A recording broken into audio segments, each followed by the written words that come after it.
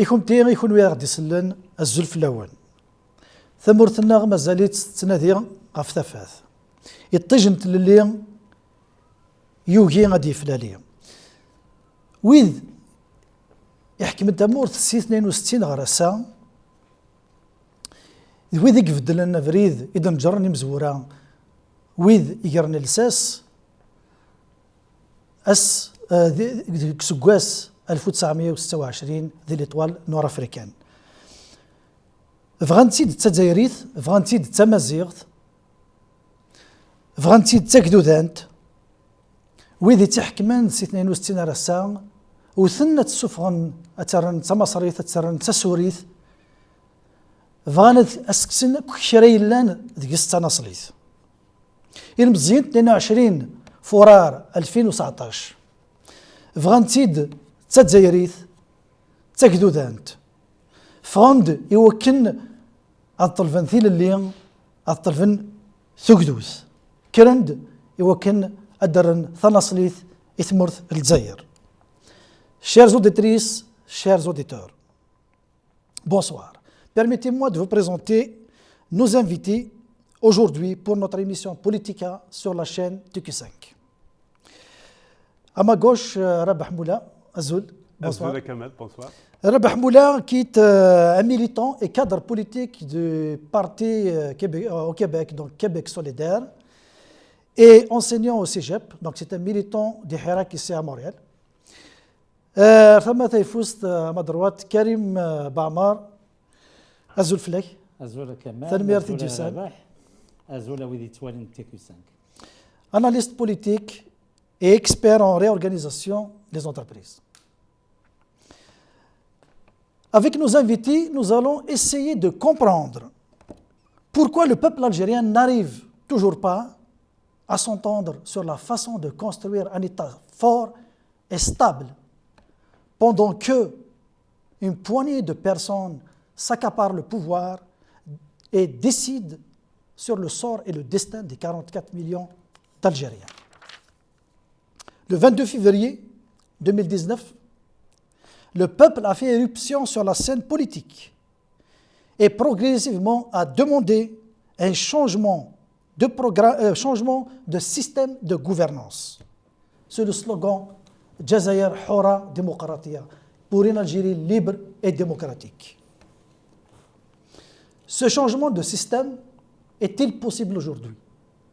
Ce changement de système est-il encore dans l'esprit du Hirak 2 ans après 22 février 2019? Rabah, à toi la parole. ثنميرتي كمال ثنميرتي تيكي 5 الزول فلاون الزول كريم الزول مراوي ذيك غادي تابعا سور تيكي 5 كسوا دقيق مونريال تمورت القبائل تمورت الجزائر. La question pourquoi vous vous posez la question Kamel, pourquoi le peuple algérien n'arrive pas à s'entendre pour dégager une alternative pour aller vers un État démocratique, un État libre et démocratique. Je ne sais pas si les peuples s'entendent d'une façon générale, parce que le peuple est fait d'un certain nombre de catégories sociales, des catégories, une certaine diversité. On ne peut pas s'entendre, mais ce qui s'est passé, vous l'avez souligné dans votre propos, le 22 février, il marque une rupture entre les masses, ceux qui sont ce qu'on appelle ceux d'en bas et ceux qui dirigent donc le pouvoir, ceux qui ont le pouvoir en Algérie. Je pense qu'il y a beaucoup de choses qui ont été accomplies depuis le 22 février. Il y a beaucoup d'avancées. Vous avez souligné la question Amazigh, par exemple. Et je ne considère pas que ce serait manquer de respect à toutes les générations de militants pour la cause berbère, la cause Amazigh en Algérie, que de dire que le peuple algérien n'a jamais fait une telle avancée sur cette question-là précisément que depuis le début du Hirak. Sur la question des femmes, l'éruption, vous avez souligné l'éruption des masses donc sur la scène publique. On peut dire la même chose sur les femmes. Quand vous savez, vous vous rappelez la mascarade du 12 décembre 2019, on avait une image magnifique, une femme, je pense c'est à Djelfa, elle seule qui a annulé un meeting d'un pseudo-candidat au présidentiel. Et on les voit sur les réseaux sociaux de Tamna Rassat, de Tizi Ouzou, de Vgaïeth, de l'Ouest. Elles sont là présentes, prêtes à se battre pour une Algérie libre et démocratique, pour une Algérie d'égalité des citoyens et des citoyennes. Moi, je considère que c'est de réelles avancées. L'Algérie n'a jamais avancé vers cet objectif que vous avez souligné dans votre introduction que depuis le début du Hirak. On n'est pas encore près de l'objectif. Il y a, par exemple, cette parenthèse de la Covid qui dure depuis 9 mois, qui a été exploitée par le régime pour saper le mouvement populaire, pour lui faire porter des coups afin d'empêcher la reprise des manifestations politiques. Mais je considère ce qui s'est passé... Ça a changé des priorités dans la pensée des citoyens, parce que la crise... Exactement, c'est très important. La crise économique et sociale... La crise économique... c'est une question de priorité. Tout à fait. Je pense que le Hirak a très bien agi en décidant de suspendre les manifestations, les marches au mois de mars de manière responsable, avant que les autorités le demandent ou le décident. Donc c'est les dirigeants du Hirak, c'est le Hirak mouvement populaire en lui-même qui a décidé de suspendre. Mais c'est vrai que depuis le début de la pandémie, il y a des coups très importants qui ont été portés pour aller saper l'unité du mouvement populaire. Est-ce qu'il a réussi? Peut-être on reviendra là-dessus dans la discussion. Karim, une deuxième fois. Donc, d'après ce qu'il a dit, c'est vrai. Et on a réalisé des avancées, tout ça. Est-ce que 2 ans après, la détermination qu'on a vue, surtout la marche du 8 mars 2019, qui avait atteint un certain niveau de mobilisation incroyable, presque dans les 48 wilayas.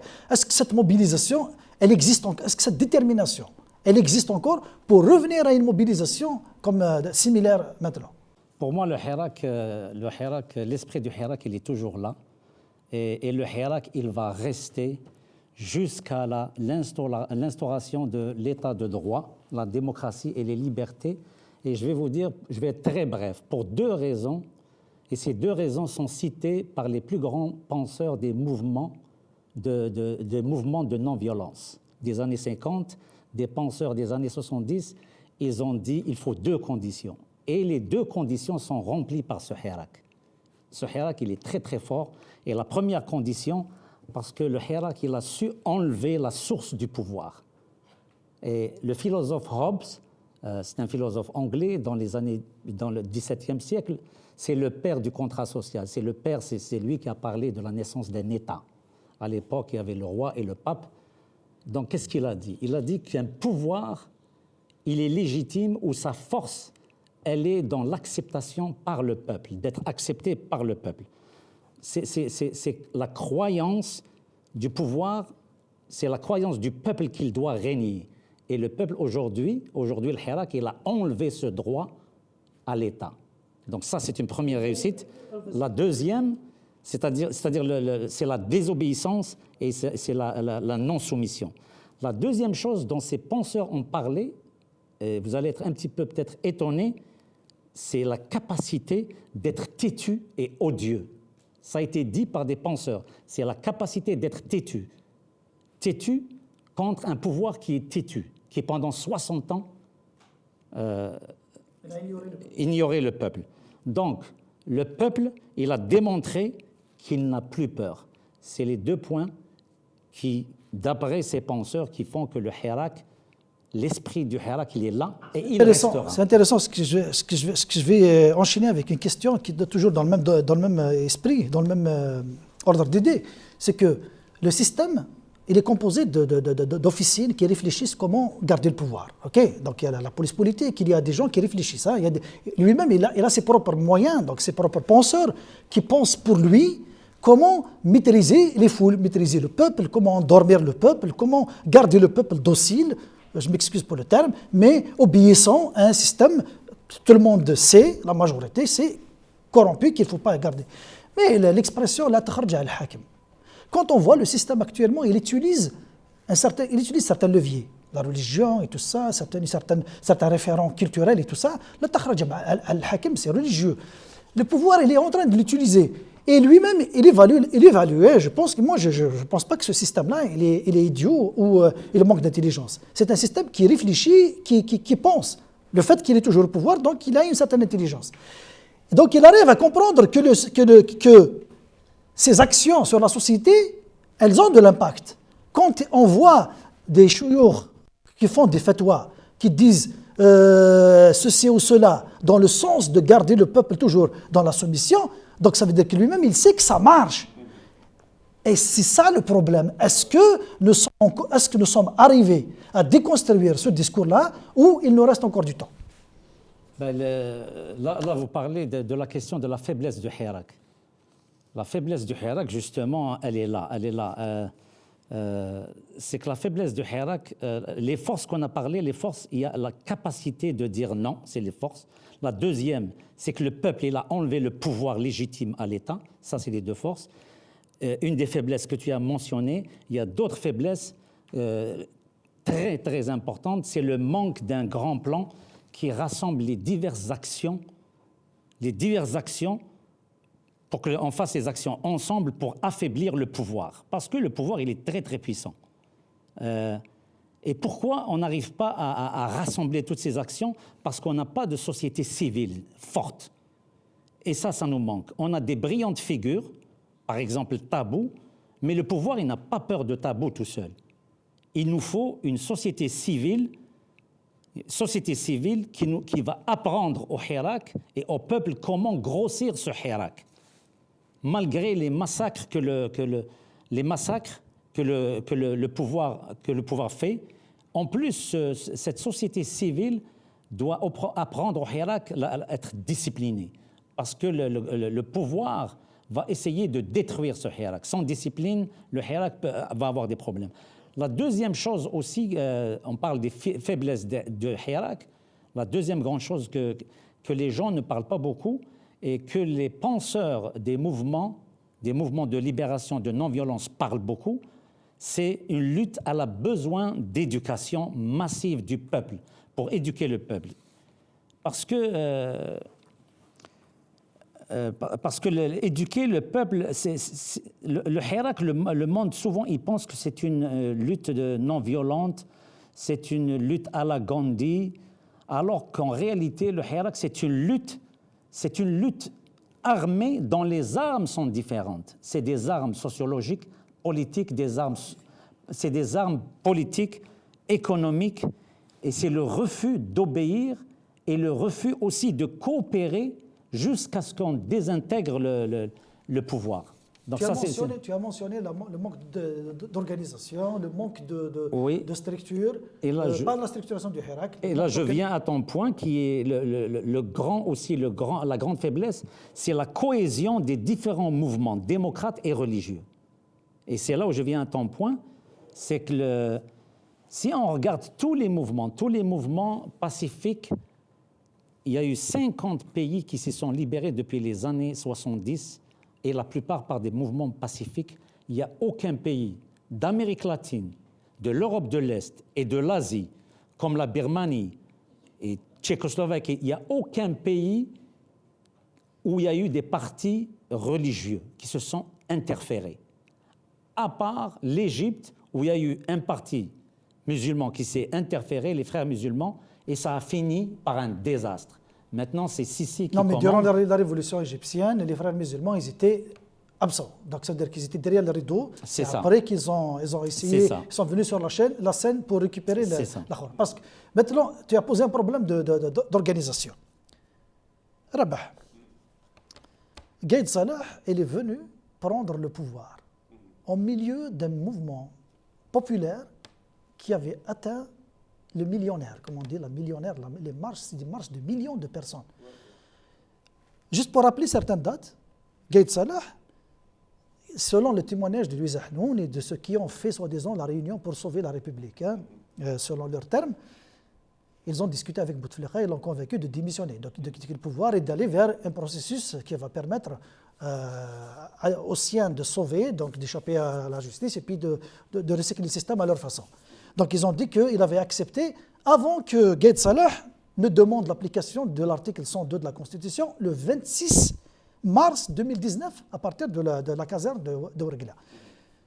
Qu'est-ce qui a fait que Gaïd Salah a pu détourner cette révolution alors que la population était dans la rue, elle était à son apogée en termes de mobilisation? Qu'est-ce qui a fait qu'est-ce que je te dirais, Kamel? On sait que c'est un secret de polichinelle, comme on dit, que de dire que l'armée a toujours été le réel pouvoir, le pouvoir réel en Algérie. Il y a eu quelques périodes où on a vu des chefs d'État avoir une certaine autonomie vis-à-vis du commandement militaire, mais globalement, tous les chefs d'État en Algérie, ils sont soit issus de l'armée, soit ils sont contrôlés par le commandement militaire. Donc l'armée a toujours eu le vrai pouvoir en Algérie, le pouvoir, donc elle l'a gardé. Et ce qui s'est passé avec le Hirak, je dirais, c'est une remise en cause, c'est une volonté de remettre en cause le pouvoir de l'armée en Algérie. Ça a été clairement affirmé par la volonté, par le slogan pas d'État, un État civil, pas d'État militaire, État civil et non militaire. Ça, c'est une volonté du peuple de s'émanciper justement du pouvoir de l'armée, de construire des réelles institutions démocratiques. Je dirais que le commandement militaire, un certain nombre de généraux, ont senti qu'il y avait un réel changement qui allait se produire donc, avec le Hirak. Et c'est comme ça que j'interprète ce qu'a fait Gaïd Salah. Moi, je ne focalise pas trop sur la personne de Gaïd Salah. Gaïd Salah, ouais, je ne le personnifie pas. Je veux dire, ce qui s'est passé, je dirais, c'est le commandement militaire qui a senti le pouvoir s'échapper sous ses pieds et qui a réagi avec la façon qu'on a vu, en essayant de semer la zizanie au sein du Hirak. Ça a commencé, par exemple, sur la question du drapeau amazigh. Dans le discours de Gaïd Salah, où il a tenté de dire qu'on ne tolérera pas que des manifestations brandissent le drapeau amazigh. Et on a vu la réponse du Hirak 2 jours après à Tissemsil, à Djelfa, dans des régions arabophones qui ne sont pas réputées comme des bastions de la lutte pour Tamazight. Le Hirak a brandi le drapeau Tamazight. C'est la réponse claire du peuple. Donc moi, je considère que le commandement, il tient encore les rênes du pouvoir en Algérie et qu'il y a une prise de conscience du côté du peuple algérien qui entend, qui n'a pas encore dit son dernier mot.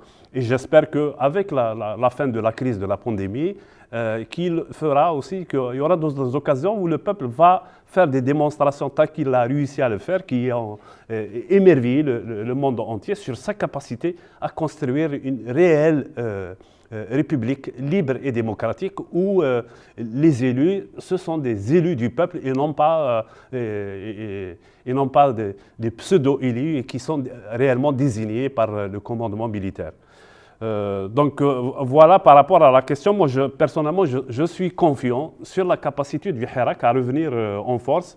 Et on a vu, comme je le disais tout à l'heure, avec la magnifique manifestation de Kharata il y a 2 jours, je garderai une certaine réserve par rapport aux consignes sur le Covid. C'est-à-dire, on n'a pas vu beaucoup de gens porter le masque, par exemple. Ça, c'est regrettable. Je pense que les dirigeants, les figures connues du Hirak devraient appeler et insister sur la nécessité de respecter les consignes en matière de distanciation sociale, en matière de port du masque, parce que malheureusement, donc, si on ne le fait pas, le Hirak ne conservera pas l'attrait qu'il a eu en 2019 Cet esprit de responsabilité, à travers le monde, cet esprit de responsabilité, le civisme, la conscience donc, Citoyenne. la conscience citoyenne et la volonté aussi de montrer l'exemple. Parce qu'on a vu plusieurs scènes à travers le monde, il y a plusieurs mouvements qui se sont inspirés du Hirak. Il faudrait que ça reste. Je pense qu'il faut insister sur la nécessité de considérer que la crise sanitaire, c'est pas elle existe, elle est bien réelle, même s'il n'y a pas beaucoup de cas en ce moment en Algérie, mais elle est bien réelle à travers le monde. C'est ça. Il faut faire attention, il Ouais. faut toujours porter le masque ça. et tout ça. Karim, est-ce que durant la phase février, mois d'avril, est-ce que vous ne pensez pas que le Hirak a raté l'occasion de saisir le taureau par les cornes et d'aller de l'avant pour mettre ce système à genoux? Il était resté dans le pacifisme absolu.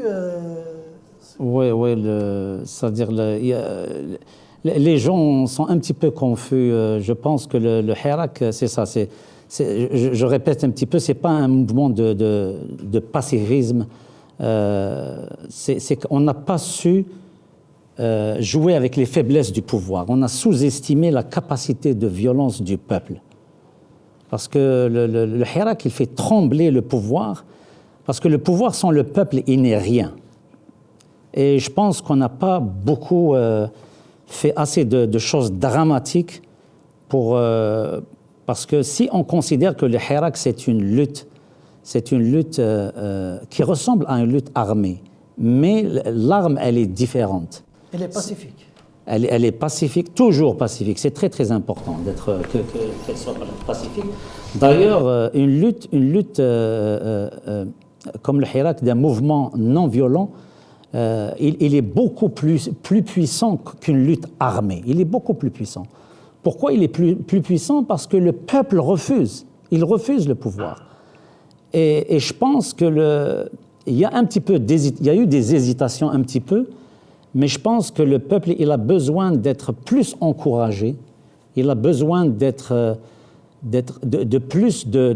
d'une société civile qui va le rassembler, le rassurer, l'éduquer et avoir une planification pour planifier toutes les petites actions et ces petites actions qui se rajoutent qui vont agir contre ce dictateur.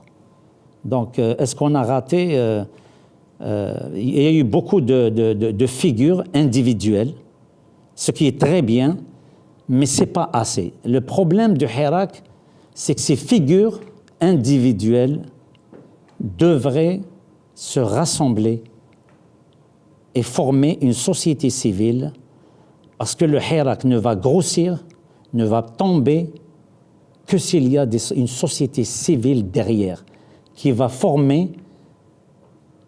encourager ce peuple et aussi préparer la transition et rassurer les gens qui commencent à avoir des hésitations. Donc, c'est ça. Donc, il faut aussi former une base civile, une base civile de défense.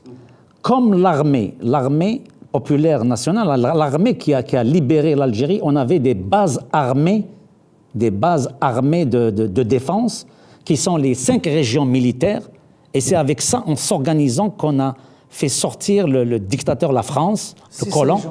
6 régions, pardon, les 6 régions. Et il nous faut la même chose, des bases civiles de défense dans toutes les régions d'Algérie.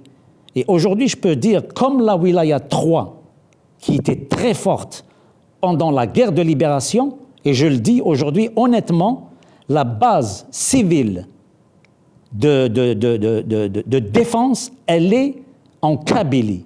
C'est la tête du Hirak, et il faut qu'elle avance et qu'elle apprenne à toutes les autres régions de continuer ce mouvement. Il est clair que la marche de Khrata du 16 a démontré que Khrata, c'est le berceau du Hirak en Algérie. Mais vous voulez ajouter quelque chose Oui, je par voulais rapport à réagir l'organisation? sur la faiblesse du Hirak. C'est vrai, moi je suis d'accord sur le problème d'organisation, mais depuis la Covid, justement, je pense que le Hirak a cheminé. Il y a eu plusieurs initiatives qui sont nées. Je dirais, la première c'était NIDA 22. Il faut dire aussi qu'avant le Hirak, il y avait le PAD.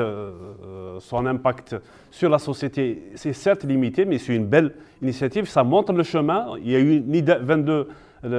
L'aspect le plus important à souligner, c'est sa capacité à brasser très large au sein des courants idéologiques dans la société. Mais je dirais sa faiblesse, et j'ai eu à faire un commentaire fraternel donc à quelques représentants de NIDA 22, c'est le fait qu'ils ne discutent pas de la question des valeurs.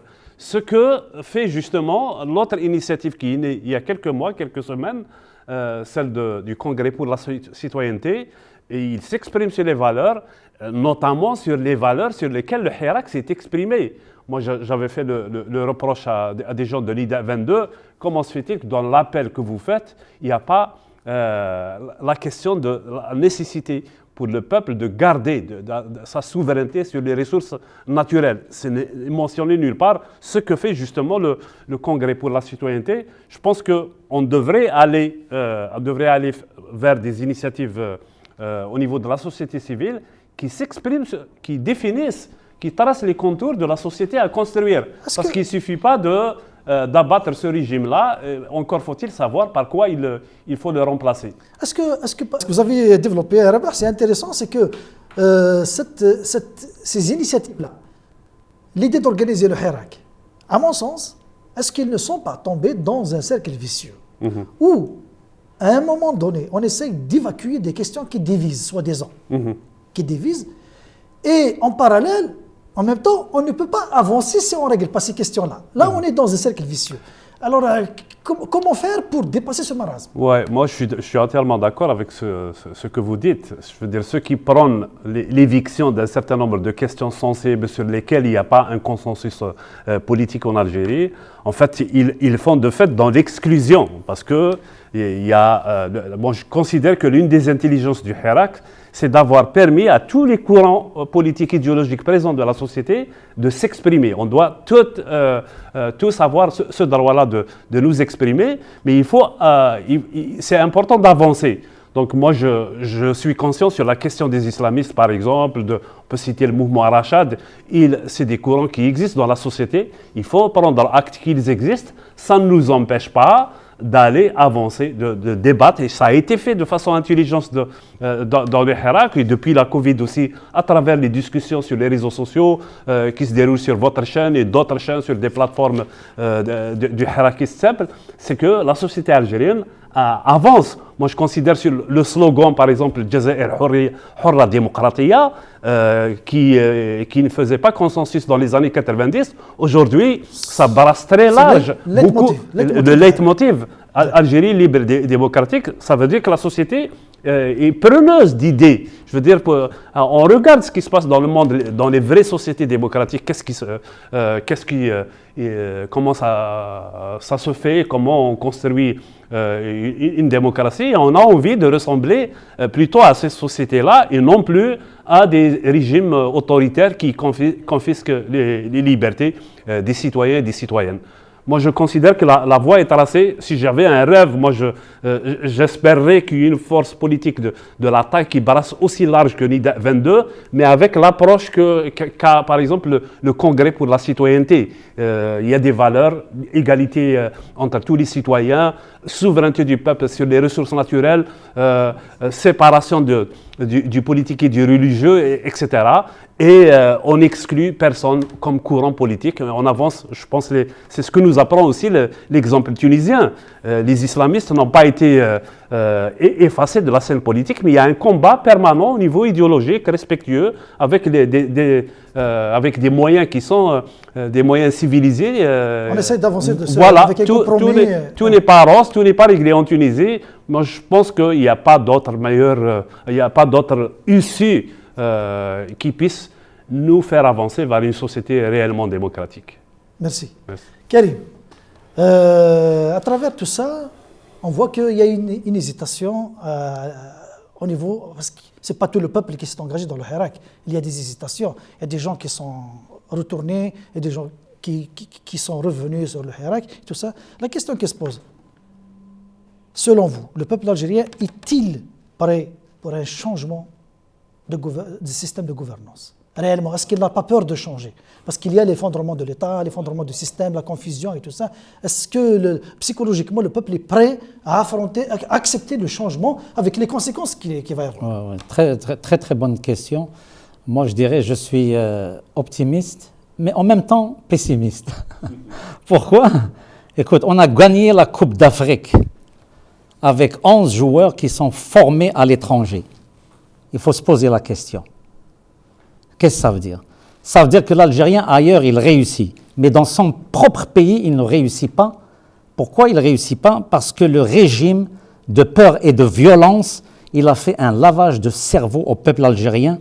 Il a inculqué le racisme, l'ultra-religiosité, pas de société civile, des élections de mascarade, des discours vides, mensongers, etc. Maintenant, je vais parler un petit peu de Hirak du point de vue, d'après les politiciens, des politiciens puis des stratèges politiques, de la dynamique des mouvements. Il y a 8 items qui sont très importants pour dire, qui donnent un petit peu, pourquoi je dis je suis optimiste et pessimiste un petit peu. Je suis optimiste sur 6 points, et 6 points qui ont été relevés. Et je vais les exposer rapidement. Hein. D'abord, l'Algérien, ce n'est pas comme l'Égypte ou l'Arabie Saoudite ou les pays du Moyen-Orient. On a été exposé à l'Occident.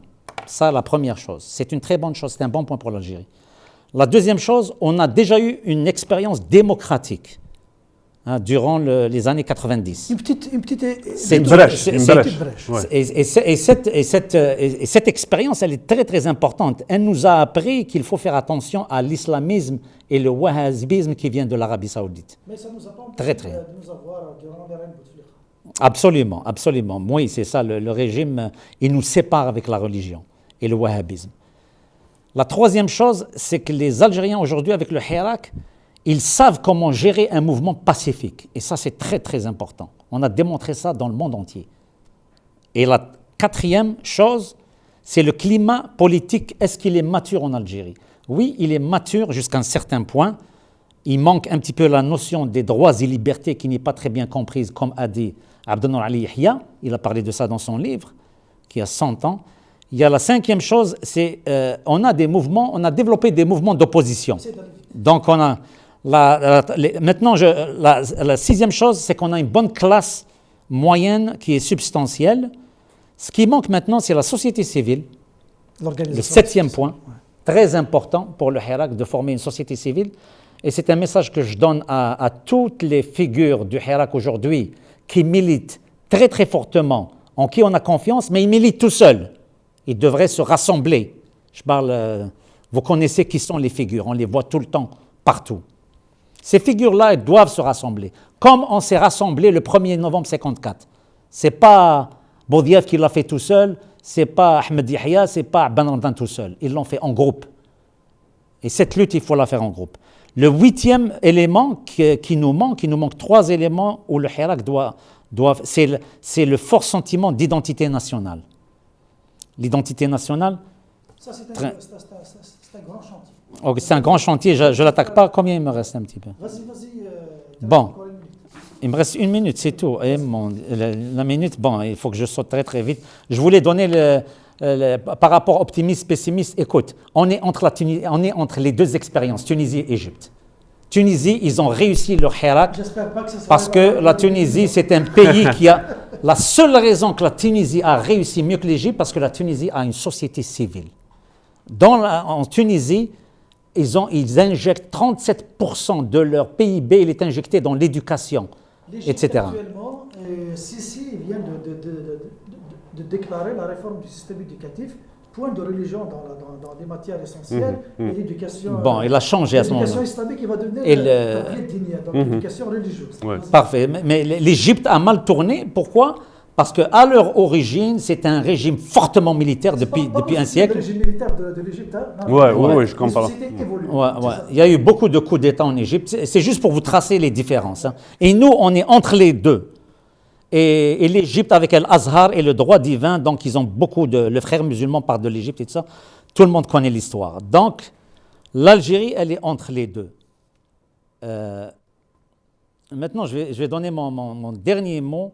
C'est que je compte beaucoup sur les Amazirs, les Kabyles. Ce n'est pas parce qu'ils sont... Je ne suis pas en train de dire qu'ils sont meilleurs que les autres. Les Kabyles et les Amazirs, ils ont une grande expérience pour mener les guerres pacifiques. On l'a vu en 80, en 88. D'abord, on l'a vu en 77 quand ils ont crié tous Abba Boumdine dans le stade. Ça, c'était les Kabyles. C'était les seuls qui ont défié le tyran. En 80, en 88, en 2000. Donc, moi, je demande, pour mener ce hirak, et aussi, je demande aux Kabyles, au lieu de se victimiser, de se retirer et se sentir oppressés par l'arabo-islamiste, non. C'est de réveiller des autres régions et ensemble, se réconcilier. Créer des ponts avec les autres régions d'Algérie. C'est ça. Travailler avec les autres et que toutes les régions d'Algérie reconnaissent le travail des Amazirs. Parce que pour moi, l'Algérien, c'est un Amazir. Les 70% qui sont arabophones, ils doivent se réconcilier avec leur histoire Amazir. Donc, mon dernier mot de la fin, Ga Amazir. Itnahaw Ga Amazir. Et les Amazirs vont mener la lutte contre ce tyran. Et c'est ça mon dernier. Et c'est ça. Ga Amazir, libre et digne. Merci beaucoup, Tanmir. Rabah, une question qui va être vague, mais j'espère que vous allez trouver la formule pour répondre à cette question. Le peuple, il est en train d'assister, impuissant, au système qui est en train de placer, de jouer sa musique, de concrétiser son agenda pour le recyclage du système. Il est en train de s'installer. Les élections prochaines, ils sont en train de se faire. Quel est le meilleur moyen comment on peut imaginer un sursaut qui va sensibiliser le peuple contre ce danger de recyclage du système? Mais comment on peut arriver à bloquer ce système dans cette dernière étape? Parce que si elle arrive à installer une assemblée populaire, j'imagine mal comment les assemblées locales seront difficiles à être installées, hein? Parce que j'entends encore dans les discussions, est-ce qu'on va laisser nos APC vides? Est-ce qu'on va retourner au système de DEC, délégation exécutive dans le temps des 90? Alors, il y a une urgence pour créer un sursaut et vraiment bloquer ce système dans la réalisation de son agenda. À ton avis, c'est quoi le...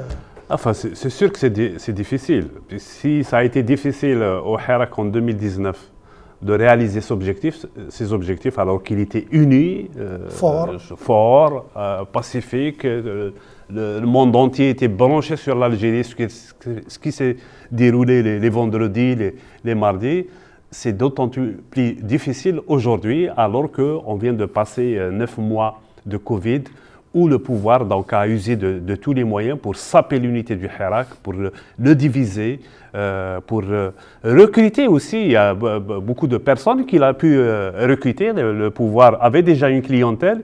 Elle existe encore, peut-être même qu'elle s'est renforcée.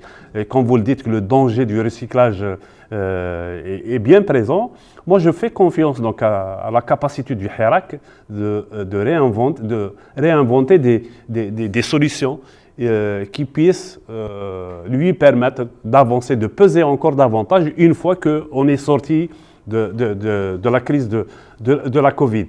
Moi, l'intelligence, je l'ai dit tout à l'heure, du Hirak, c'est de permettre à toutes les énergies, à toutes les intelligences de la société de s'exprimer. Il faut jamais taire donc aucune intelligence dans la société sous prétexte c'est pas le moment, ça risque de de faire traîner le mouvement populaire, etc. Donc c'est ça, c'est de ça que le Hirak a tiré réellement sa force. Il faut que ça se poursuive, mais je ne pense pas que ça soit suffisant. Ça réussira donc à maintenir la flamme du Hirak. Je pense que la faiblesse aussi du Hirak, on ne l'a pas souligné dans notre discussion, c'est le fait qu'il y a absence d'une centrale syndicale puissante. On a vu que le régime de Ben Ali en Tunisie, il a pu s'effondrer en quelques semaines. C'est surtout grâce aussi vous l'avez souligné, la société civile, mais surtout à l'UGTT. L'UGTT, l'Union générale des travailleurs tunisiens, qui a pu par moments, comme l'UGTA dans notre pays, s'aligner sur le régime. Au moment de la révolte du peuple tunisien, il a su choisir son camp, se mettre aux côtés du peuple, déclarer une grève générale, et c'est ça que... Avec la corporation des avocats aussi. Avec la corporation des avocats, mais je pense qu'une force sociale du type syndical qui bloque l'activité économique est nécessaire pour abattre ce régime-là, parce que sinon, on a vu que durant toute l'année de 2019, le pouvoir, à un moment, il s'est accommodé des marches populaires qui sont organisées les vendredis, même les mardis, mais ça prend d'autres moyens que devra inventer le Hirak s'il le faut pour atteindre ses objectifs. Merci beaucoup. Merci. Avant d'y aller à la pause, on va écouter notre ami Ali Brahimi, qui est en Algérie, un juriste et militant de la démocratie et membre fondateur du Congrès pour la citoyenneté. Je peux rajouter un petit mot. Zoula Kamal, Zoula qui l'équipe TQ5, Thelmirth et Médard Darden. Bonsoir, merci à l'équipe de TQ5 de nous avoir invités. Je vous dirais d'abord concernant les origines du Hirak, je vous dirais d'abord que le Hirak est d'abord une sédimentation de plusieurs décades de lutte démocratique du peuple algérien. Plus concrètement et plus proche de nous, le Hirak est né en fait de la rencontre entre une jeunesse qui n'a pas vécu les années 90, une jeunesse qui s'est retrouvée à partir des années 2000 pratiquement dans un monde sans frontières, régi par des technologies de la communication et de l'information tout à fait nouvelles, et une jeunesse qui s'est acclimatée à elle. Donc je vous dirais que le février 2019 est à la fois le produit d'une sédimentation de plusieurs luttes démocratiques passées depuis des générations et de la rencontre entre une jeunesse nouvelle et nombreuse avec l'éthique, voilà. Maintenant, vous me dites, est-ce que l'esprit du Hirak est toujours là? Je vous dirais que bien sûr, l'esprit du Hirak est toujours là, en ce sens que le Hirak est une idée. C'est une idée formidable qui, pour la première fois, énonce les contours d'un projet d'État qui sorte le peuple algérien de l'autoritarisme de près de 60 ans, centré autour du pivot de l'armée et des services de sécurité. Tout près de nous, le 16 février, j'étais à Khrata avec d'autres camarades. Nous avons constaté, avec la venue de citoyens de tous les coins du pays, il y avait des gens d'Adrar, des gens de Ghardaïa, des gens des Ores, des gens de l'Oranie, de tout le pays. Et c'était des dizaines de milliers de manifestants qui ont repris exactement le Hirak là où il a été laissé en février-mars 2020, avec les mêmes slogans qui posent la problématique de la nature de l'État, c'est-à-dire un État civil qui ne soit ni militaire ni religieux, un État de droit, une justice sociale, etc. Donc, l'esprit du Hirak est toujours là. Je suis absolument formel. Il habite l'écrasante majorité des Algériens. Il les habite, il les anime, il les habite dans le sens positif, comme il habite dans le sens négatif la minorité qui a décidé de contrecarrer la volonté souveraine du peuple algérien par une série de coups de force qui ont détourné la révolution par la répression et l'instrumentalisation de la pandémie pour imposer des faits accomplis institutionnels successifs. Vous me demandez comment Gaïd Salah a pu arriver à détourner cette révolution et à réussir la contre-révolution. Je vous dirais que c'est une conjugaison de plusieurs facteurs. Le premier des facteurs, d'abord, c'est le résultat de la trentaine d'années avant 2019, c'est-à-dire depuis pratiquement la décennie noire. Depuis la décennie noire, la société civile et la société politique ne cessaient de s'affaiblir et de se compromettre pour une bonne partie d'entre elles avec le système corrompu et mafieux. Donc, c'est la première raison. La seconde, il faut dire également que sur un terrain strictement, disons,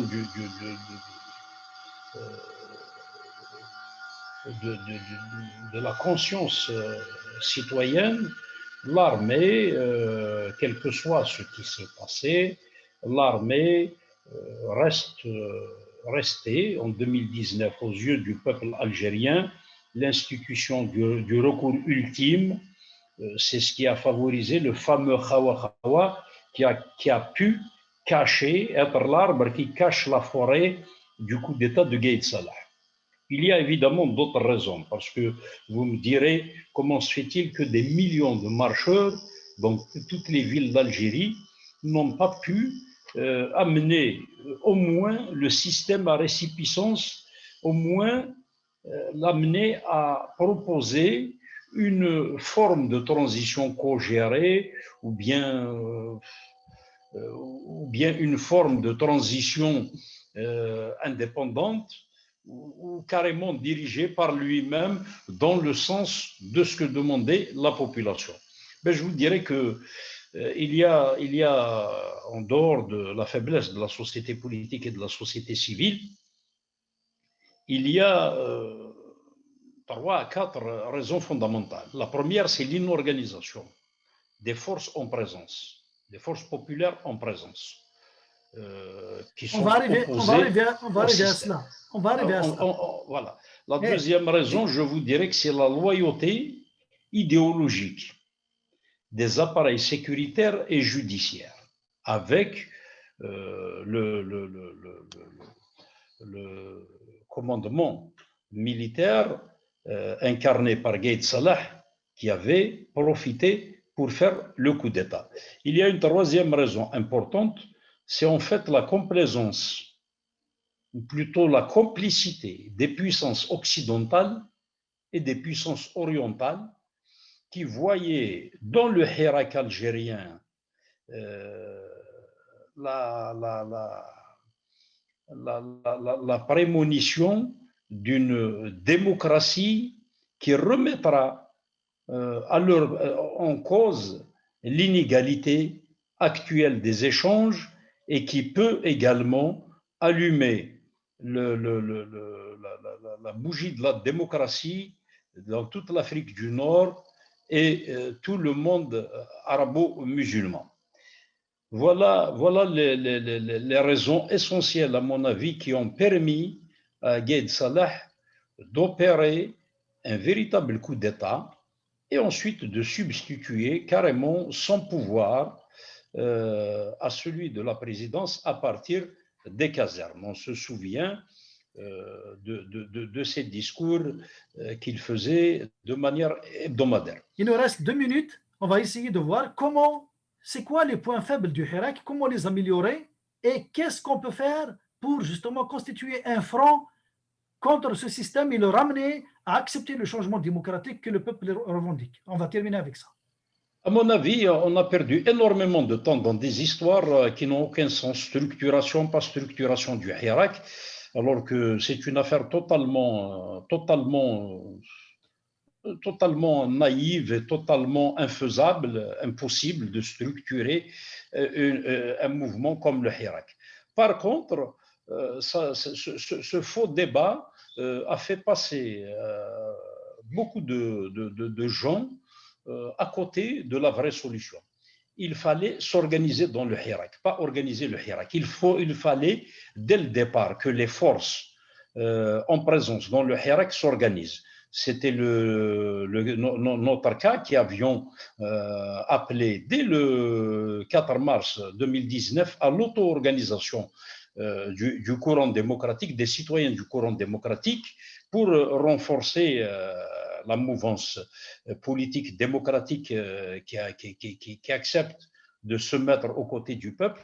Malheureusement, nous n'avons pas été entendus à temps, mais ces dernières, depuis le 5 décembre 2020, nous avons lancé un appel clair en direction du courant citoyen démocratique de la société civile, c'est-à-dire des citoyens qui sont en dehors des partis politiques, mais qui se revendiquent du courant démocratique, pour s'organiser ensemble dans une confédération de collectifs et d'individualités tout à fait autonomes, mais s'organiser autour de l'appel qui préfigure déjà les mécanismes de sortie de crise que nous souhaitons, et autour également du modèle d'État alternatif que nous voudrions voir construire. À mon avis, c'est ce qui manque aujourd'hui, parce que le courant démocratique est le seul qui n'est pas organisé, parce que de l'autre côté, les courants conservateurs, le courant dit nationaliste, il est avec le pouvoir. Les courants conservateurs se divisent essentiellement en deux. Je parle du courant islamiste. Une tendance radicale qui est à l'étranger et qui est dans un radicalisme total et qui essaye de profiter de la révolution pour en fait effondrer le système, effondrer l'État plutôt, et une tendance participationniste qui est en Algérie, qui a dès le départ pris fait et cause avec les décideurs du commandement militaire. Il reste le courant démocratique qui est le seul qui n'est pas organisé et qu'il faut impérativement organiser si l'on veut être présent lorsque la solution réelle émergera. On entame la deuxième étape de cette émission avec nos deux invités, Aziz Fares, Azoul. Azoul, bonsoir Kamal. Bonsoir, merci. Sofiane Schwitter. Azoul. Azoul, bonsoir. Bonsoir. Aziz Fares, écrivain, journaliste, ancien journaliste de Chetarwa, journaliste à la chaîne VM ici à Montréal, et membre fondateur, producteur et membre fondateur de la web radio, donc 123, c'est ça? Radio 123. Ouais. Je rectifie quelque chose, Kamel. En Algérie, j'étais producteur, animateur radio. Je n'étais pas journaliste. Ok. C'est bon, c'est bien de... C'est parfait. Merci beaucoup. Sofiane Schwitter, avocat, spécialiste en justice transitionnelle. Et il est ici à Montréal avec nous. Il s'est impliqué beaucoup dans le soutien à nos détenus du Hirak à l'international. Et vous avez dû donc l'écouter et le voir dans les médias et les réseaux sociaux sur cette question-là. Nous avons vécu un événement cette semaine, le 16 février 2021, qui est deuxième anniversaire, donc commémoration du deuxième anniversaire de la marche du Kharata. Kharata comme genre le berceau du Hirak maintenant, admis par tout le monde. C'est à partir de là que c'est démarré. Maintenant, ils sont revenus. Des milliers de personnes se saisent et ça donne espoir que ça veut dire que le Hirak va reprendre. Est-ce que, à travers cette mobilisation, selon vous, le Hirak est en bonne santé? Après 2 ans, après 2 ans et 1 année presque à l'arrêt suite au Covid, dont il a pris une décision responsable d'arrêter les manifestations pour sauvegarder la santé publique. Est-ce que le retour à Kharata est un bon signe pour l'avenir de cette révolution? Aziz Fars. Il faut y croire, bien sûr. Dire le contraire serait diffuser des messages pessimistes. Il faut y croire, il faut croire que le Hirak n'est pas mort, bien au contraire, qu'il est bien vivant. Et c'est vrai que pendant 1 année, ça a été extraordinaire, des marches partout, en Algérie, partout dans le monde, ici à Montréal, entre autres. 1 année de pandémie qui a empêché les citoyens et citoyennes de manifester, de façon responsable d'ailleurs, c'est très bien comme ça. Aujourd'hui, il y a un renouveau. Et ce renouveau, il faut y croire. Il faut entretenir la flamme pour que ce Hirak trouve sa voie véritable et trouve surtout la voie de la liberté. C'est, je pense, un espoir qu'on doit entretenir. On doit se battre pour ça. C'est pas facile. Mais Kharata, c'est une étape importante et cette étape, il faut la franchir, il faut continuer et on le fait tous. Moi, j'y crois. On a vu beaucoup de figures, comme on parle d'acteurs, j'aime pas ce mot figure du Hirak, mais plus d'acteurs du Hirak connus sur la scène qui sont venus à Kharata et appuyer cette marche-là. Et est-ce que ça veut dire qu'on a dépassé les Izani à l'intérieur de l'élite du Hirak?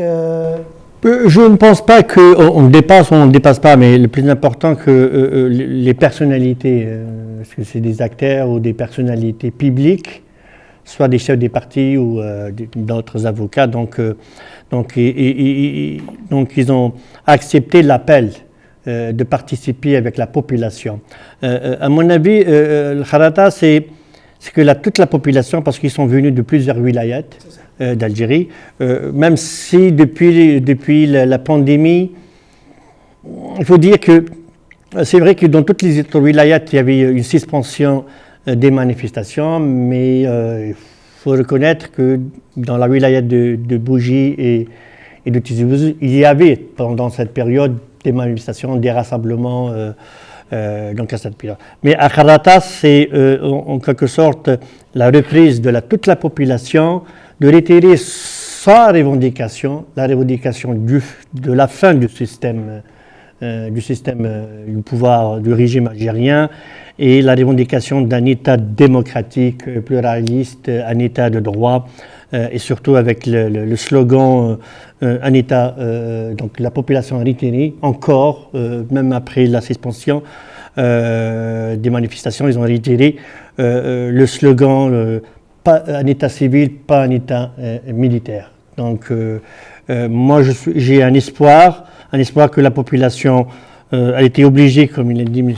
Fares, par un acte de responsabilité, parce qu'il y a une situation exceptionnelle, c'était la pandémie, mais maintenant la population elle a repéré son droit de manifester dans la rue, c'est son droit fondamental, et de revendiquer son rêve, c'est de construire un État de droit, un État démocratique, libre et pluraliste. C'est vrai, comme vous l'avez mentionné, Bougie et la Kabylie en général, Tizi Ouzou et Bijaya, il y avait des manifestations qui ont continué, même avec d'ailleurs un événement dont on peut parler, c'est qu'il y avait une convocation de plus de 32 personnes en même temps à la justice, donc à Bijaya, donc ils ont convoqué, et c'est des jeunes qui ont voulu juste manifester, donc on les salue, on leur rend hommage, et puis on rend hommage aussi à tout le monde à travers le territoire national. Tout le monde parle dans cette révolution d'un manque de pédagogie. pour ramener le peuple c'est-à-dire à développer plus de concepts pour mieux avancer. Parce que la révolution ne peut pas avancer sans que le peuple n'intègre certains concepts nouveaux qui sont là obligatoires à assimiler pour que la révolution se tienne en bonne santé et avance. La place du journaliste, de l'écrivain dans cette révolution, comment vous l'évaluez, M. Fares? Mais ça dépend. L'apport. Ça dépend de quel point de vue on se place. Si on est journaliste, écrivain, si on est un intellectuel, si on est épris de liberté, alors évidemment qu'on va soutenir un mouvement comme ça. Mais tu parles de révolution. Le Hirak, c'est une révolution. Mais une révolution, pédagogie, pas pédagogie, qu'est-ce qu'il faut faire, qu'est-ce qu'il ne faut pas faire? Est-ce que les élites ont fait ce qu'elles auraient dû faire? Est-ce qu'elles ont pu faire ou ne pas faire, etc. C'est un débat qui est très vaste. Et je reviens à la question qui est le rôle de l'élite ou des intellectuels, des journalistes, si tant est qu'ils fassent partie de l'élite. Mais une révolution, c'est d'abord des gens. C'est des gens. Et il va falloir, quand je dis il va falloir, je suis prudent. C'est pas, je dis il faut faire ça. Mais c'est toute une prise de conscience. Ça fait 6 décennies que l'Algérie vit des moments difficiles, a traversé des moments douloureux, particulièrement ces dernières années, avec une guerre contre les civils qui a fait 200 000 morts, au moins. Il va falloir surmonter tout ça, dépasser tout ça. Et je trouve extraordinaire aujourd'hui que les gens, les hommes, les femmes, les enfants, les vieux, les jeunes, les malades, les handicapés, tout le monde est sorti. Et c'est ça la vraie révolution. C'est pas juste faire partir Bouteflika, qui voulait pas partir, qui est parti sans être parti d'ailleurs. C'est pas que l'armée prenne le pouvoir qu'elle a toujours eu. C'est qu'il y ait une révolution d'abord des esprits, des mentalités. Et ça peut pas se faire comme ça sur un claquement de doigts. Il faut peut-être que chacun y mette du sien. Les journalistes peut-être, les intellectuels, les avocats, la justice, le citoyen, la citoyenne. C'est une prise de conscience. Et celle-là, elle se fait progressivement. Il a fallu peut-être 60 ans. Il va falloir peut-être attendre 1 an, 2 ans, 3 ans. Non pas pour changer de gouvernement. On vient d'annoncer qu'il y aurait un nouveau gouvernement. Et puis après, c'est au niveau des mentalités. Et ça, c'est la vraie révolution. C'est celle que j'espère, c'est celle que je souhaite, c'est celle à laquelle je tente de contribuer. Parce que si on retourne un peu à la révolution qui a été faite en Égypte, on se souvient que les réseaux sociaux, l'Internet a joué un rôle important dans la communication et c'était l'élément fondamental qui a permis à la société, donc au peuple égyptien, de s'organiser et de déstabiliser le régime. Et en Algérie, on connaît que le système a verrouillé près de 23 chaînes. Nous avons le NTV, qui est une chaîne de télévision privée, publique plutôt, avec les chaînes de télévision privées autour de 23, je pense. Il les a fermées toutes au débat contradictoire, au débat pour la conscientisation du peuple. Est-ce que nous avons utilisé les réseaux sociaux de manière optimale pour contribuer à la conscientisation de la société sur la question du changement de système de gouvernance en Algérie? Moi, je pense que c'est grâce, entre autres, aux réseaux sociaux que la population, surtout la jeunesse, a pris conscience de la nécessité de la lutte pacifique pour un changement politique en Algérie. Donc, premièrement, puisque les réseaux sociaux, il y a une certaine impossibilité de la censure, même si on réprime, on convoque, on surveille les réseaux sociaux par des services bien spécialisés, soit au niveau de la police nationale ou au niveau de la gendarmerie nationale, et on convoque les jeunes à cause de des publications qui n'incitent pas à la violence, qui ne préconisent pas la violence, qui n'incitent pas à la haine, etc. Au contraire, les personnalités qui ont incité à la haine ethnique et culturelle, ils bénéficient de l'impunité. Hein. Alors que les jeunes qui expriment pacifiquement un rêve... Ils donnent son avis sur la religion et les copes de... Sur la religion, par exemple, Yassine Mibarki, il y a Walid Keshid, etc., qui a purgé une peine. Hein. Il n'a pas bénéficié d'une amnistie ou d'une grâce, il a purgé la totalité. Et Mibarki, je pense, jusqu'à maintenant, on ne sait pas s'il bénéficie d'une liberté provisoire, parce que son affaire elle est en cours devant la Cour suprême. Khaled Rani, le journaliste Khaled Rani, a bénéficié d'une liberté provisoire, pas de grâce. Ce n'est pas une grâce, mais c'est une liberté provisoire, comme Rachid Nikez.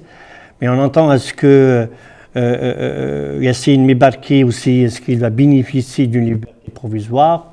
On entendra ces prochains jours.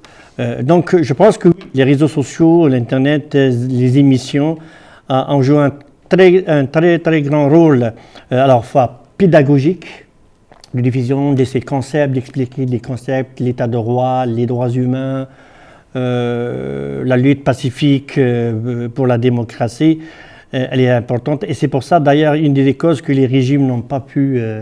parce qu'ils maîtrisent les médias. Tu sais, vous avez cité la chaîne publique avec les privés, mais moi, personnellement, en tant que juriste, j'ai étudié le droit international. Je peux faire la différence entre un organe de presse et un organe de propagande. Tu vois, parce qu'en droit international, c'est très important. Un organe de propagande n'est pas protégé par le droit international humanitaire. Tu vois. C'est un instrument de guerre. Tu vois. Les armées en droit international peuvent être considérées une chaîne, disons, de télévision, mais elle est de propagande, peut être une cible légitime, une cible militaire légitime, tu vois, contrairement à une télévision. D'information, une chaîne d'information, de débat, même s'il y a une ligne éditoriale. Mais malheureusement, la chaîne publique ou, disons, les chaînes, on le voit, les chaînes de télévision privée, la propagande, la haine, la stigmatisation de certains gens, de certaines catégories de personnes, ce sont les critères, ce sont des instruments de guerre psychologique menés par le pouvoir contre la population civile. Donc, mais ils n'ont pas réussi, en fin de compte. C'est grâce aussi aux réseaux sociaux. Les jeunes peuvent se partagent entre... Moi, je suis beaucoup dans les réseaux sociaux, comment les jeunes d'autres wilayas avec les jeunes de la Kabylie, tu vois, je remarque beaucoup plus, par exemple, la jeunesse. La jeunesse, par exemple, en Kabylie, ils maîtrisent, ça c'est un des aspects que j'ai remarqué, ils maîtrisent parfaitement l'arabe. Des jeunes, ils maîtrisent très bien. Donc ils ont. C'est les autres qui ne maîtrisent pas le kabyle. Exactement. Mais c'est eux, les jeunes de la wilaya de Kabylie, donc ils ont plus de moyens de faire diffuser les messages. Tu vois, et ça, c'est très important quand on a une langue, on devient un outil de communication, etc. Et je pense que ça démystifie, parce que le régime a toujours démystifié une région, la diabolisé, la stigmatisé, tu vois. Et ça joue un rôle de démystifier, tu vois. Et ça fait mal au régime, tu vois. Unir le peuple de différentes régions, ce sera un véritable danger pour le pouvoir. La censure, vas-y. Oui, je voudrais dire une chose, c'est que les réseaux sociaux, oui, ils ont joué un rôle, ils sont utiles. Mais tu parlais de l'Égypte tout à l'heure. Je pense que la situation est quand même différente. L'Égypte est un vieux pays avec une presse, avec une intelligentsia aussi, des écrivains, un prix Nobel, entre autres. Le pouvoir algérien a laminé tout ça. Il a détruit tout ça. Il a détruit tous les relais dans la société. Les intellectuels, l'intelligentsia, les médias, la justice, Le théâtre. oui, mais tout ça, je dis l'intelligentsia, les créateurs, les artistes, les peintres, les musiciens, etc., la culture. Et donc, il a coupé tous les réseaux sociaux d'un être, un peu comme on fait d'un arbre un bonsaï. Et donc, il a coupé les racines qui sont importantes, qui nous relient à notre histoire. On est au Québec, je me souviens de mes racines, c'est très important ça.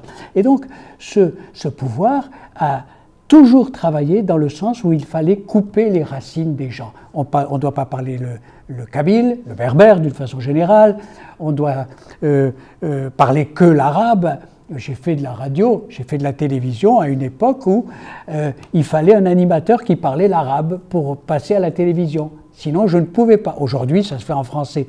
Mais disons que pendant des années, le système politique algérien a tout fait pour étouffer, couper surtout les liens qu'il y avait dans la société. Ouais, et ça, c'est dramatique. Alors, les réseaux sociaux, ils permettent de renouer, mais il faut aller plus loin que ça. Il faut maintenant peut-être redéfinir un projet global, les fondations même du pays. Regarde, il a cité un bel exemple parce que quand on regarde la jeunesse au niveau de la Kabylie, qui a développé le niveau de langue arabe pour rentrer en contact avec les autres régions, et en face, on trouve qu'il n'y a aucun effort qui est fourni pour apprendre la langue arabe, la langue kabyle, la langue amazigh, en dehors de la Kabylie, pour communiquer.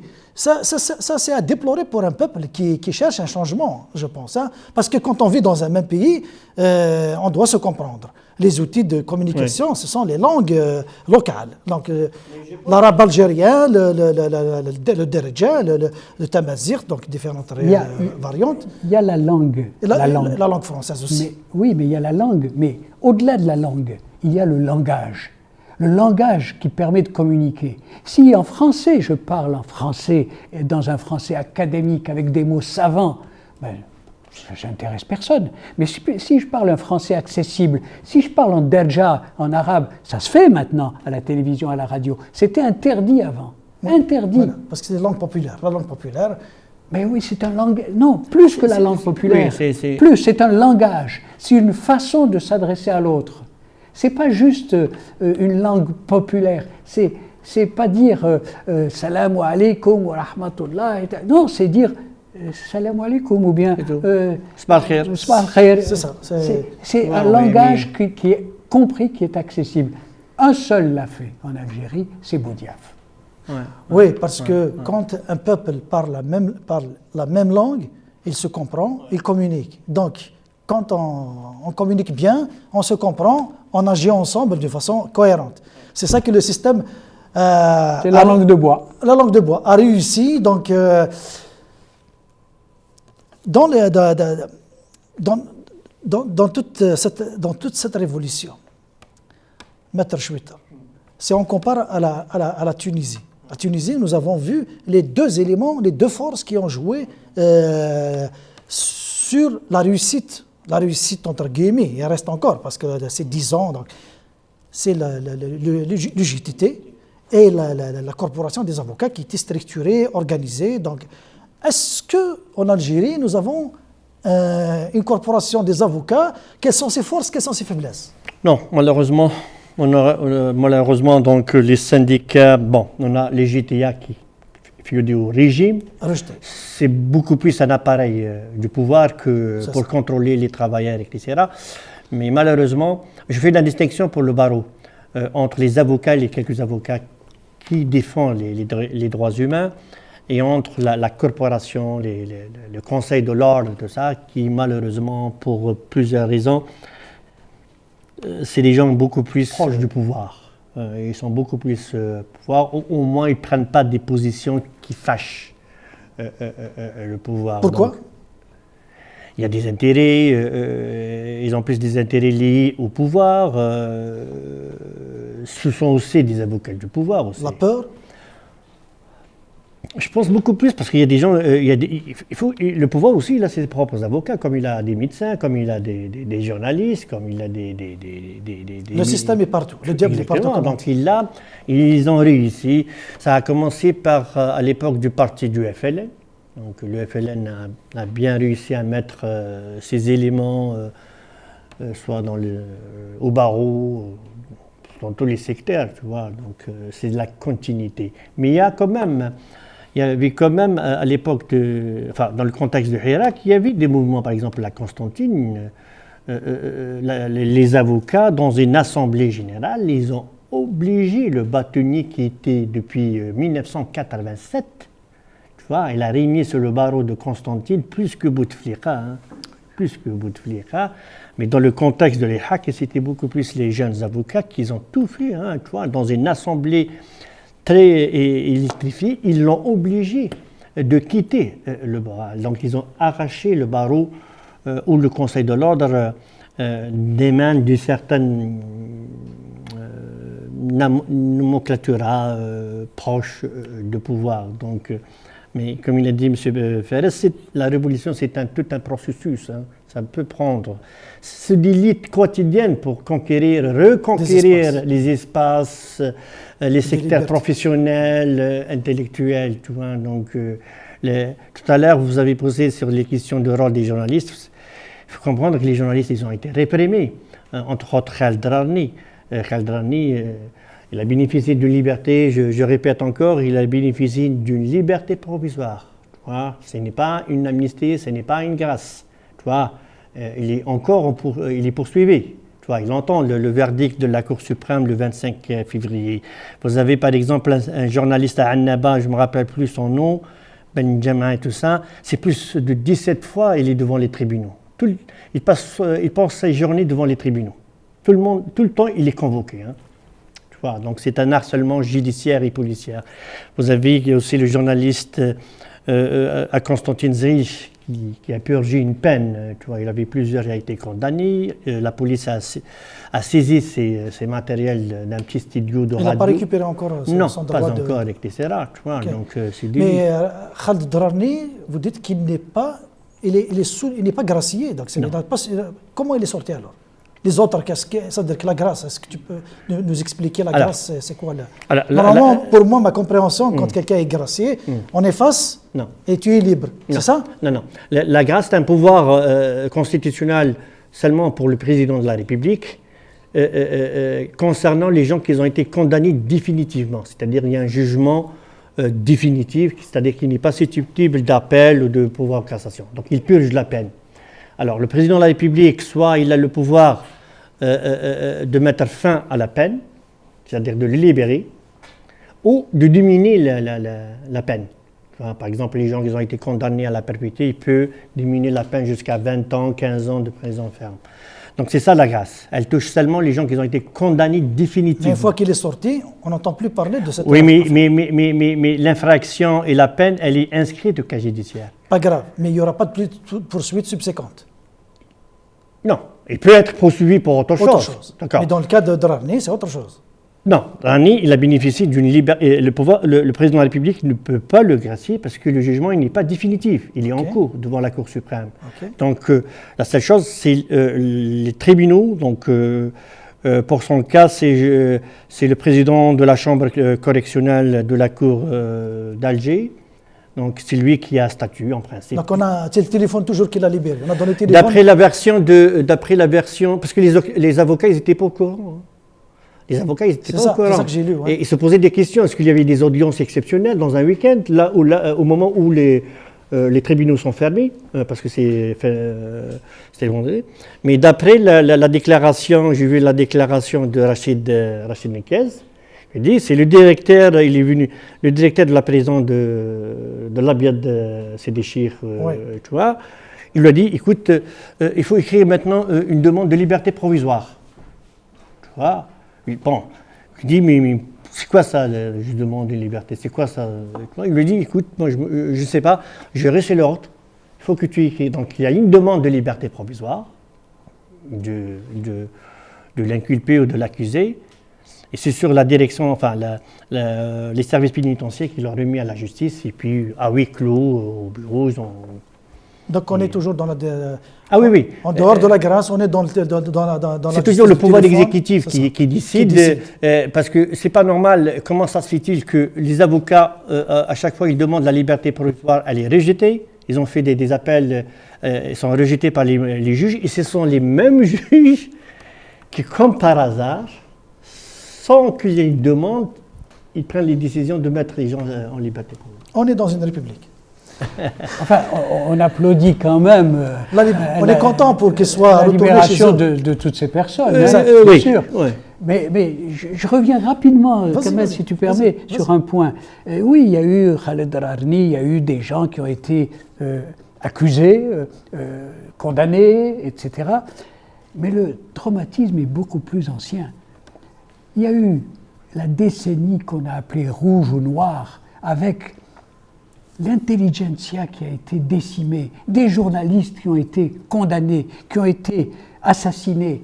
Moi, je me souviens, je vivais à l'époque en Algérie, où je disais, c'est fini, je ne peux plus aller au cimetière pour enterrer des confrères et des amis.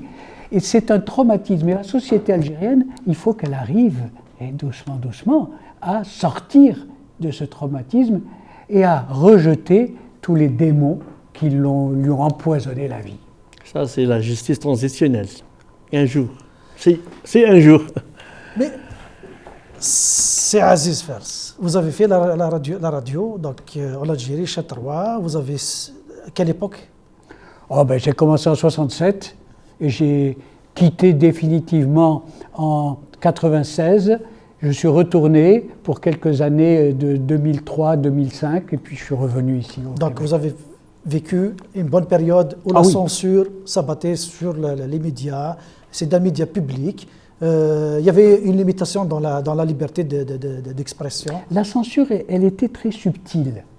Rien n'était interdit, mais rien n'était permis. Mais on est là... C'est beaucoup plus de l'autocensure, non? C'est pas de l'autocensure, c'est que... c'est dans l'air du temps. C'est-à-dire que... exemple concret.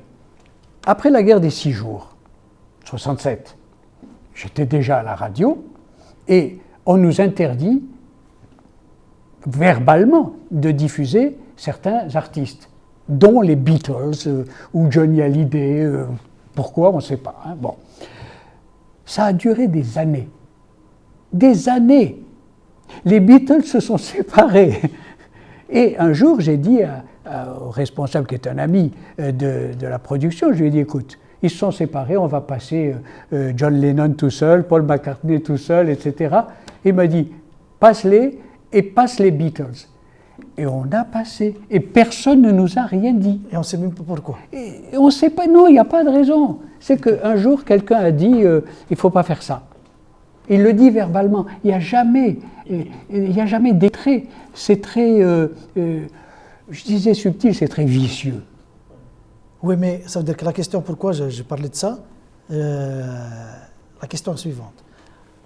Un système politique comme le nôtre, pour le déconstruire, pour le détruire, il faut lui couper ses relais partout. Il faut lui couper sa façon de travailler, donc ces leviers, ces éléments sur lesquels il s'appuie.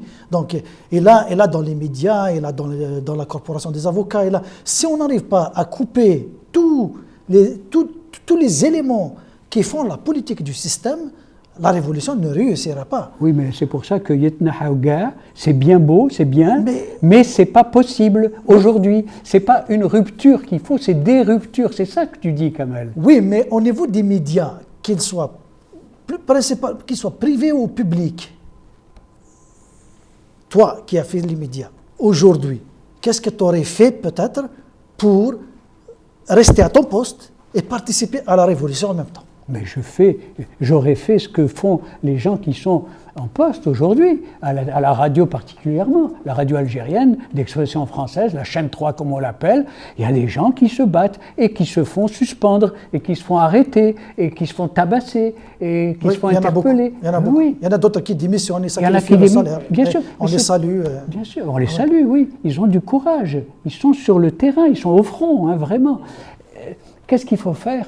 ben, il faut aller doucement, doucement. Mais cette rupture globale, c'est pas possible. Ce n'est pas possible. Je prends l'exemple, Oui, Bourga, quand il a été arrêté. oui. Le commandant de la Wilaya 4, le journaliste ou les journalistes qui sont passés devant l'écran et le déclaré comme un traître, par la suite, les mêmes journalistes, après à sa mort, ils l'ont présenté comme un héros. Ces gens-là, à l'intérieur, entre collègues, est-ce qu'il n'y a pas un moyen de bloquer ce genre d'individus? Parce qu'ils font le travail du système, c'est eux le système réellement. Mais quand même, comme je t'ai dit, ce sont beaucoup plus des organes de propagande. Hein. C'est fait pour ça, pour l'action publique. D'ailleurs, ils ont récidivé avec Khaled Rani. Khaled Rani, il n'était pas considéré comme un journaliste, alors qu'il a fait interviewer deux chefs d'État. Maintenant, hier par exemple, El Biled, tout ça, Itlaq Sarah, libération du journaliste Khaled Rani. Oh, comme par hasard, il est dévié. Alors que le ministre de l'Information, moi que je nomme ministre de la Propagande, M. Belheimer et tout ça, il était catégorique, c'est pas un journaliste. Tu vois. Je sais que les conditions sont difficiles. Là, je ne suis pas en train de les responsabiliser ou de blâmer, mais je parle en général. Est-ce qu'il y a une organisation, association de journalistes. Mais quand même, c'est dans ce qu'on appelle dans les transitions démocratiques. Ça arrive dans les transitions démocratiques. Après la fin d'un régime, une instauration d'une... C'est dans un processus qu'on appelle de justice transitionnelle qui a plusieurs options. Hein. Pas seulement la recherche de la vérité par les commissions de vérité, les tribunaux pour punir les criminels contre l'humanité, la réparation pour les victimes, mais il y a ce qu'on appelle l'option de la réforme institutionnelle. Et il y a ce qu'on appelle j'aime pas le terme, c'est pas de la purge, mais c'est comme une forme de nettoyage, tu vois. Les institutions, au fur et à mesure, c'est un long processus qui touche la justice, les services de sécurité, les autres établissements. Pas purger, mais de nettoyer, tu vois. Il y a des gens qui ont eu des responsabilités, soit par la corruption, soit par autre chose.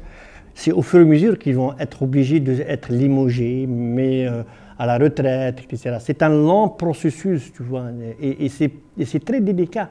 C'est très délicat parce que je ne pense pas que ce n'est pas le thème de la transition peut-être, mais dans une transition, il y a toujours les dangers de ce qu'on appelle les anciens perpétuitaires, les anciens responsables, ils ont encore la capacité de nuisance.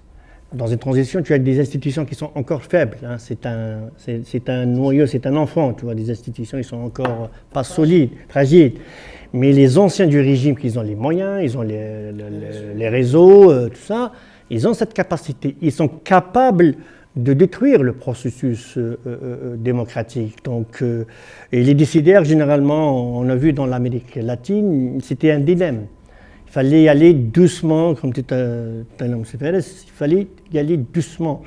D'un côté, sauver ce processus jeune de démocratisation, mais au fur et à mesure, quand il y a une possibilité de nettoyer les services publics et tout ça, il le faut.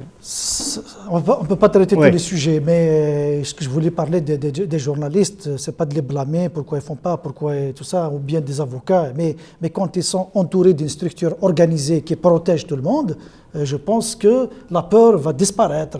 Donc c'est ça que je vois. C'est un ensemble, Kamel, c'est un ensemble. Les journalistes, oui. Les musiciens, les hommes politiques, les partis politiques. C'est ça dans la société civile, donc elle doit s'organiser. Oui, bien sûr, mais il faut commencer. Il faut commencer. Et on est tous pressés, on a tous envie que ça change. Mais le système, lui, comme on dit, c'est quelque chose d'abstrait, hein, mais en même temps très concret. Le système, il ne peut pas se faire harakiri, il ne peut pas s'autodétruire, le système. Donc il va falloir une transfusion progressive, comme le système cardiovasculaire, hein, il va falloir changer certaines choses, changer certaines pièces, comme une voiture, changer le cœur, changer le foie, changer etc., des greffes, etc., progressivement. Mais tout changer comme ça me semble difficile. يتنحاو كاع d'un coup. C'est ça que je dis, justement. C'est ça. Bon, Bouteflika est parti. Boudiaf a été assassiné, Chadli est parti, etc., etc. Et on prend les mêmes et on recommence. Et là, la différence, c'est qu'il y a un réveil de la société. Pas juste de la société civile, de la société dans son ensemble. Les avocats, les journalistes, chose qui ne se faisait pas avant.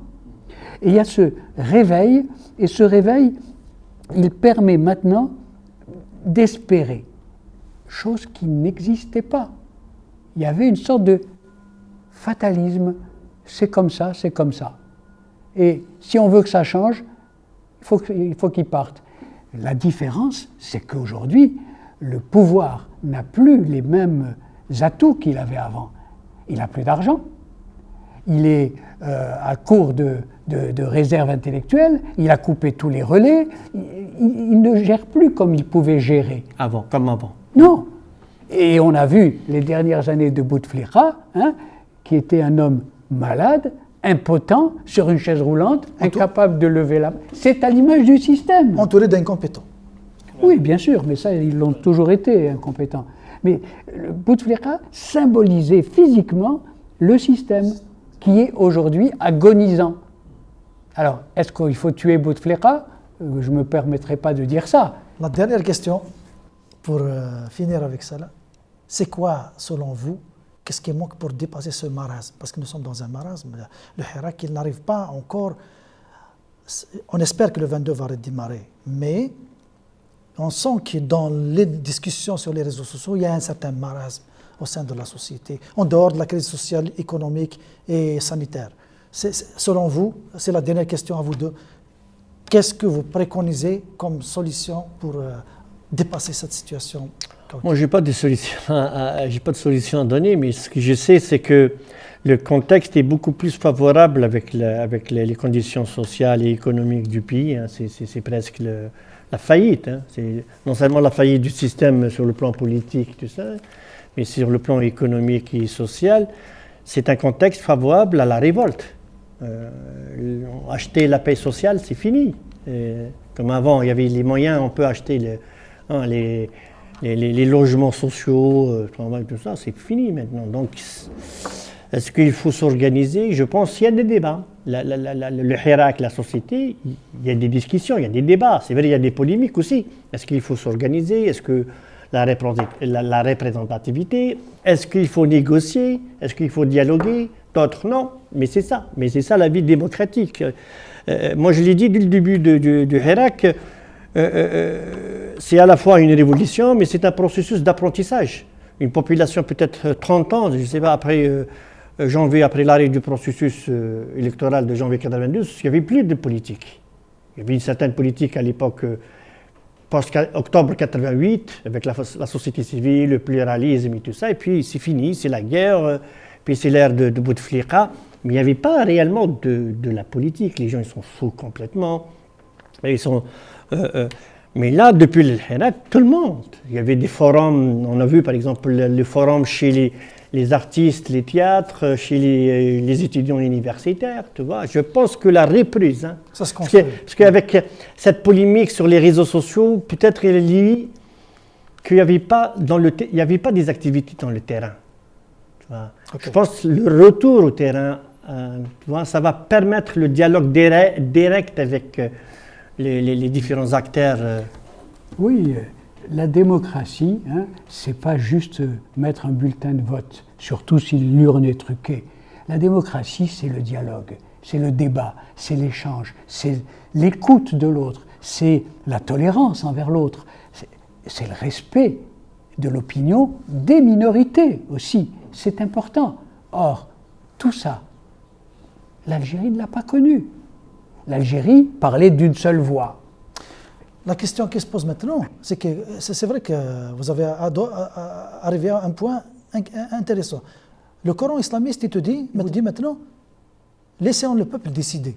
Ça veut dire que s'il veut un État islamique, donc c'est le vote, il va... Est-ce que c'est admissible? Non, ce n'est pas admissible. Je ne dis pas que la volonté du peuple ne doit pas être prise en compte, mais on n'a jamais tenu compte de l'avis du peuple. L'opinion du peuple, on s'en moquait éperdument. Alors, justement, le pouvoir tente de faire éclater ce mouvement qu'il ne contrôle pas. Eh bien, qui représente le Hirak? Mais non, parce que jusqu'il y a 2 ans, c'était impensable le Hirak. C'était impensable. Ah, qui dirige? Tu parlais de Zizani tout à l'heure. C'est normal qu'il y ait des Zizani. La révolution algérienne, lorsqu'elle a commencé en 1954, il n'y en avait pas des Zizani. Il y en avait, oui. Mais je pense à votre question, c'est qu'il faut introduire le concept que les pères fondateurs américains des États-Unis ils l'ont inventé d'ailleurs. C'est la tyrannie de la majorité.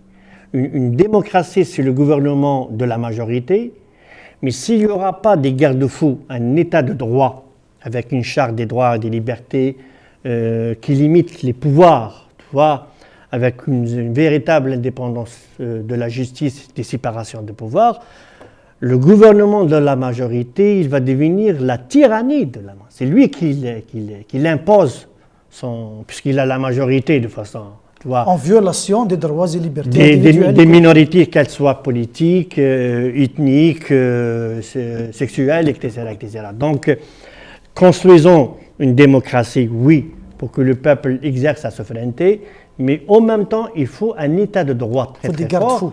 Exactement, pour que le gouvernement de la majorité ne se transforme pas en une tyrannie de la majorité. Merci, maître. Merci, Aziz Fares. On va écouter notre amie de Genève, Radia. Elle va finir avec une note positive. Donc, depuis le premier jour, en fait, depuis le 22 février 2019, c'était vraiment extraordinaire à Genève. Il y avait tous les Algériens dans la région, soit en Suisse, soit à la France voisine. Donc, tout le monde était là devant l'ONU. C'était vraiment formidable. C'était magnifique. J'ai jamais vu ça. Ça fait 10 ans que je suis en Suisse, mais c'est la première fois que je vois la communauté algérienne devant l'ONU comme ça. Donc, après, ça a commencé à diminuer un peu jusqu'à maintenant. Donc, il n'y a pas trop de monde. C'était pas comme avant, quoi. C'est triste, mais tout ce qu'on a vécu, c'était magnifique, quoi. L'objectif, l'essentiel de changer le système vraiment à zéro. Donc, ça veut dire on va construire une nouvelle Algérie, une Algérie libre et démocrate. Donc, si on soit vraiment unis, on peut arriver à notre but parce que c'est le but de tous les Algériens. Ils veulent vraiment un changement radical. Ils veulent vraiment vivre autre chose. Parce que le peuple algérien, il a trop souffert depuis, en fait, avant même 62, mais depuis 62 jusqu'à le 22 février. Donc, je pense que le peuple, il a pris beaucoup de leçons. Et cette fois, ça sera vraiment la seule occasion, je peux dire, on peut vraiment changer l'Algérie. Si on soit tous unis, hommes, femmes, Chaouia, Arbi, Qbaili, tous les Algériens, soit en Algérie, soit en Europe, soit en tout cas dans le monde entier, on va avoir juste un seul objectif. On va oublier nos problèmes entre nous. On va avoir juste un seul objectif. Je pense qu'on va réaliser notre rêve. Je pense, qu'est-ce qui va casser le Hirak, en fait, c'est l'idéologie surtout. Donc, et chercher d'autres problèmes ou bien des problèmes de passé pour les régler maintenant. C'est pas le moment. Donc, le peuple algérien, il n'est pas sorti pour régler certaines, en fait, problèmes ou bien certaines choses qui étaient passées déjà dans le passé. Le peuple algérien, il est sorti pour une nouvelle Algérie, pour une Algérie de droit, une Algérie libre. Tu peux vivre dans ton pays comme tu veux. Donc là, on est empêché de faire ce qu'on veut. Même les journalistes, ils peuvent même pas exercer leur profession parce que ils étaient empêchés par le système. Nous, on peut pas parler notre langue, par exemple, maternelle. Donc, parce que le système, il nous a imposé, par exemple, une langue que le peuple n'a pas acceptée. Il faut toujours qu'on passe vraiment aux élections. Il faut qu'on vote. Pourquoi pas un système fédéral comme la Suisse? Donc, si vraiment on soit solide et unis, je pense qu'on va y arriver. Il faut qu'on oublie le passé. Il fait partie quand même de notre histoire, mais il faut quand même il faut qu'on dépasse ça. C'est fini. On veut vivre vraiment dans la paix, dans l'amour, dans la citoyenneté, surtout dans notre Algérie nouvelle et démocrate à 100%. J'espère que cette émission vous a plu et on se revoit à la prochaine émission. Merci d'avoir répondu à notre appel. Merci de Merci, nous avoir Kamal. invités. Merci. Pour nos auditeurs, si on s'est exprimé beaucoup en français, c'est parce que c'est la meilleure façon pour s'entendre et transmettre le message. تقبيلي تتسنتسارا مي غيدغلي الوقت نهضر تدنيني مي تيكتي الى قتصوض الى قتدنيني ستروميت سورف ثغ ميلا عطاسي دنا ستروميت ارتيكل تنظنين تدمير تيكلا على بروشين.